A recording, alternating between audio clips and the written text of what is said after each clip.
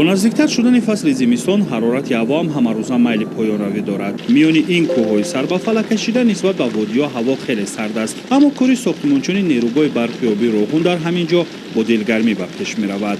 نقشه و هدف که هست زحمتکشان کوشش می‌نمایند هر ساعت را ثمرناک استفاده برده و قطعه‌های در اختیار داشته‌شان را بنیاد سازند. 24 ساعت در انشاءات کار قطع نگردیده متخصصان تاجیکستانی نیروگاه بنیاد نموده ایستاده‌اند. ساختمانی که انجام آن عملی شوی یکی از نقشه‌های مهم و استراتژی حکومت جمهوری تاجیکستان رسیدن به استقلالیت انرژتیکی را تامین می‌سازد و جریان بنیادی آن زیر نظارت دائمی اساسگزار صلح و وحدت ملی پیشوای ملت پرزیدنت جمهوری تاجیکستان محترم امام رحمان قرار دارد. رفت بنیاد نیروگاه برقیابی روغن مطابق با استانداردهای بین‌المللی صورت گرفته هر مواد و مسائل ساختمانی تنها پس از سنجش چند زینگی برای استفاده بر راه می‌یابد. صفت کارهای انجام یافته نیز زیر نظارت قطعی متخصصان قرار گرفته است. فعلا کار در برآمدگاه نقب ساختمانی است 3 نقب ساختمانی است 4 آب قبول کننده اساسی کامرای وصلگری توربینه‌ها تولور و کلکتر اگریگات‌ها سربند و دیگر قسمت‌های زیرزمینی و روی زمینی مطابق با نقشه تصدیق کرده به مرام ادامه دارد. سربندی روغن از شماره قسمت‌های عظیم و نادر به شما رفته بنیاد آن با استفاده از تجهیزات و دستگاه‌های معاصر کاری ماشین و مکانیزم‌های زمانوی جریان گرفته است. با اطلاع مسئولین از آغاز بنیاد سربند تا به امروز بیشتر از 2 میلیون متر مکعب مواد کشانیده شده است. عین زمان در قسمت سویل‌های چپ و راست سربندی نیروگاه کارها را ساختمانچیان محلی با استفاده از مکانیزم‌های کلون باربردار ادامه داده ایستاده‌اند. کار در این موضع با یک جوش خروش ادامه یافته ایستاده است. کار در اینجا در دو بست با طریق شب و روزی اجرا می‌گردد. در اینجا اصلا کارهای تازه‌کنی، تخت و هموارکنی یا نهای چپ و راستی یادروی سربند اجرا گردیده ایستاده است. کارها از سطح 1300 متر از سطح بر آغاز گردیده بودند.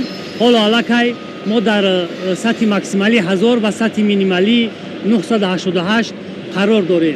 دلاوران روغن بهر آن کوشش به خرج داده ایستادند که در وقت معین گردیده تخت و هموارکنی موضوع را به اتمام رسانند و با کارهای دیگر موافق لایحه آغاز کنند.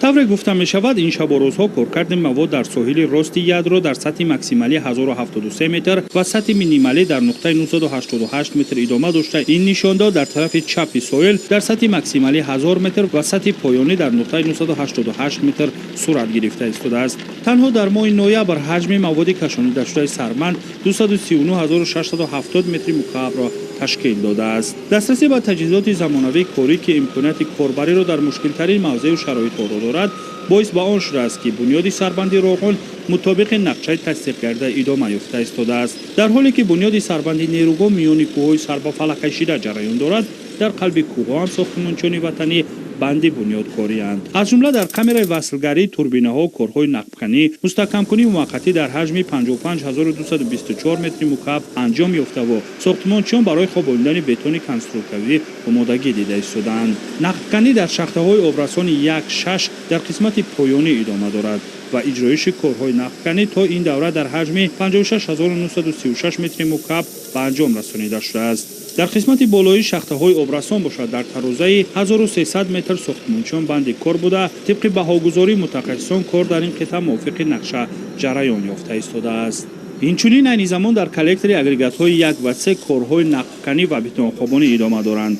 نقب‌کنی تا این جانب 24401 متر مکعب و بتون خوابانی 10593 متر مکعب را تشکیل می‌دهد. در این برابر همچنین کارهای ساختمانی و وصلگری در تالار ماشین‌ها و نقب‌های جبنده اگریگات‌های رقم 1 و 3 با صورت ادامه یافته ایستاده است. نقب ساختمانی قبط 4 از قسمت دیگری نیروگاه برقیابی روغن است که از داخل کوه‌ها گذشته برای پرتافتن آب پیش بینی گردیده است. طرح این نقب شرکت معروف شویتزاریایی آماده و تهیه کرده است و در همین دایره عین زمان ساختمانچیان تاجیک آن را بنیاد نموده ایستادند. حجم عمومی کارهای اجرا شده با نظرداشت نقب‌های دسترسی احباری 551955 متر مکعب، بتون خوابانی 99299 متر مکعب، سیمنتاسیای مستحکم کننده 13745 و سیمنتاسیای پر کننده 41933 متر کوبی را تشکیل می‌دهد. کارهای وصل و نصب آهن فلزات در قسمت کامرای دروازه‌های صدموی و اساسی ادامه داشته تا به امروز در حجم 635 تن آهن فلزات وصل و نصب گردیده است. дар баромадгоҳи нақди сохтмонӣ қабати 3 бошад. корҳои заминӣ ва мустаҳкамкории фарози кӯҳҳо иҷро гардида истодаанд. то ин давра зиёда аз 216798 метри мукаб бетонхобонӣ, 187311 метр васли анкерҳои ПНА ва АЖГ ва дар масоҳати 230787 метри кубӣ пошидани маълулҳои бетонӣ иҷро гардидаанд. ҳамин гуна ҷараёни бомароми корҳо дар нерӯгоҳи барқиёби Рогун башорат аз он дорад ки нерӯгоҳ мувофиқи нақша бо назардошти талаботҳои ҷаҳонӣ бунёд гардида истодааст. дар ин баробар 2 адад агрегате ки то ба имруз ба истифода дода шуд дар гардиш буда ба системаи энергетикии мамлакат ҳамарӯза нерӯ интиқол дода истодаанд. ва кӯшишу талоши сохтмончиён ин шабу рӯзҳо ба он равона гардидааст ки боқимондаи агрегатҳоро ҳамин гуна бо сифати баланд ва дар моҳлати муайян гашта мавриди баҳрабардорӣ қарор диҳанд. барои расидан ба ҳадафҳои дар пеш гузошташуда дар майдони сохтмонӣ тамоми имконоти зарурӣ ва дастгоҳу таҷҳизоти кори муҳайё буда, кор ба таври шабонарӯзӣ бо ҷалби мутахассисони баландихтисос идома дорад.